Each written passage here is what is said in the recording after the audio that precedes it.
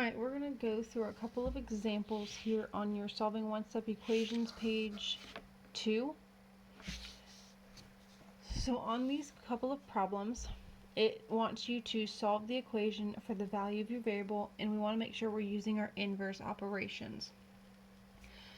Remember, we just talked about those in the last video. Addition and subtraction are inverses, multiplication and division are inverses.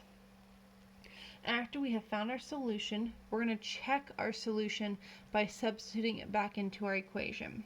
Okay? So I'm going to show you a couple of examples here. One thing I would highly recommend is you draw a line through your equal sign.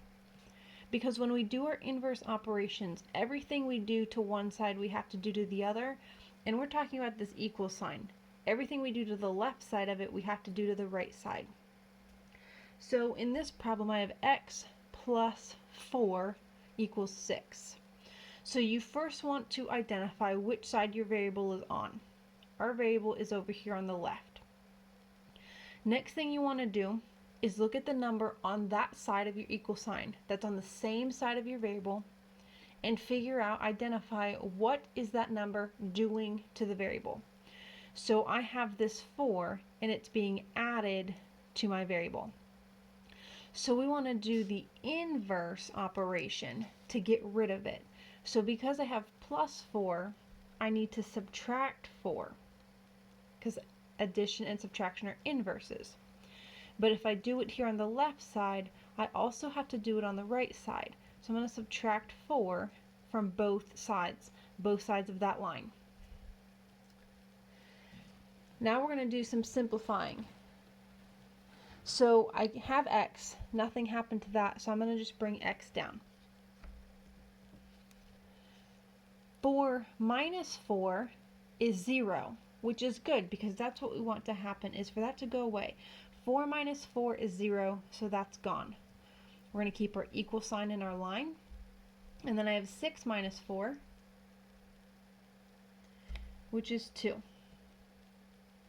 And now you have solved for your variable because your variable is by itself set equal to some number. X equals 2 is your solution. Now we're going to check that solution. So this is the answer. When I ask you what's the solution, you're going to say x equals 2. But you can check your answer. So we know that x plus 4 is supposed to equal 6. We think x is 2. So we're going to just double check that 2 plus 4 does in fact equal 6. 2 plus 4 is 6, which equals 6, which is true. So x equals 2 is the correct solution. I want you to come down here now to this third one that says z minus 12.78 equals 49. I recommend you start by drawing that line through your equal sign. Our variable is on the left again, the left side of the equal sign. So we want to focus on the number on that side as well. And it is being subtracted from our variable. We have z minus 12.78. So I have subtraction. I need to get rid of it with the inverse. The inverse of subtraction is addition. So I'm going to add 12.78. And that means I need to add it to the other side of my equal sign as well. I didn't do anything to z. So z is just going to come down below. Negative 12.78 plus 12.78. That ends up equaling 0. That is gone. I'm going to keep my equal sign on the line. And then I'm going to do 49 plus 12.78. Go ahead and open up Desmos if you don't have Desmos opened up yet, so you can type that in. Pause this video. Open up Desmos and type in 49 plus 12.78. Alright, you should have done that in Desmos. If you haven't yet, pause the video, go do that. Then you should have gotten 61.78. And that is our solution because we have z equaling that. We don't have anything else to do. So we believe that that is our solution. So we're going to take that and plug it back in. We're going to substitute back in to make sure we're correct. So z, which is 61.78, minus 12.78 we're hoping to be 49. So I'm just taking what our solution is, plugging it in for z over here. We're going to use Desmos again if we need to. 61.78 minus 12.78. Pause the video and go check in Desmos if you need to.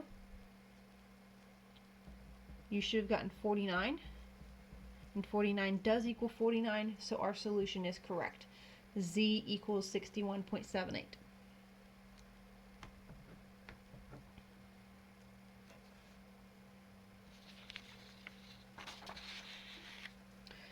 We're going to move on to this one that says negative 4b equals 20. You're going to start by drawing your line through your equal sign. Our variable is b. It is still on the left of our equal sign. We want to look at the number. We've got negative 4. Now, a common misconception is to see that negative 4 and think that the inverse of that is adding. But that's not what we're doing here. We have negative 4b. And remember, when you have a number right next to a letter, that means we have multiplication. So this negative 4 is being multiplied by b, so we need to get rid of the multiplication. And the inverse of multiplication is division. So we're going to divide both sides by that negative 4. We're going to do it to both sides. Remember, everything you do to one side, you have to do to the other. Now in this case, I'm going to pull up my calculator so you can see. I've got negative 4, and I'm dividing it by negative 4. And when I do that, I get 1 instead of 0 that we had before. But that's good, because now I have 1b, which, remember, that just means b. You don't need to put the 1 in front. There's an imaginary 1 in front of the b if there's not a number. So that's your goal, is to get the 1 in front of your variable. And then we're going to do 20 divided by negative 4. Positive divided by negative is negative, and 20 divided by 4 is 5. So we are hoping our solution is b equals negative 5. And then we're just going to check. So we're going to do negative 4 times. We think that b is negative 5. We want that to be equaling 20. Negative 4 times negative 5. Well, a negative times a negative is a positive. And 4 times 5 is 20. And 20 does equal 20. So b equals negative 5 is our solution.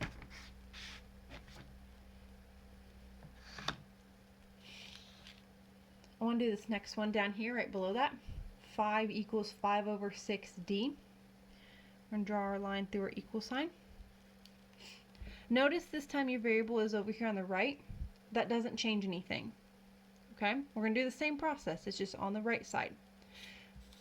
So we have 5 over 6, and it's right next to d. So you might see 5 over 6, and when you have this fraction, here's what we're going to do.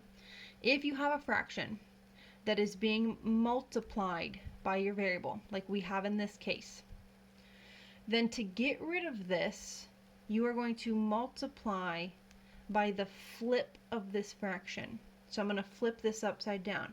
6 over 5. Okay, so instead of 5 over 6, I'm going to do 6 over 5, and I'm going to multiply. And since I'm doing it to the right, I need to do it to the left as well. I'm going to show you why. When I have 5 over 6, this is just a fraction button, times 6 over 5, so when I multiply by its flip, I get 1, which was my goal. So when you have a fraction being multiplied by your variable, you're going to multiply the whole thing by the flip of that fraction.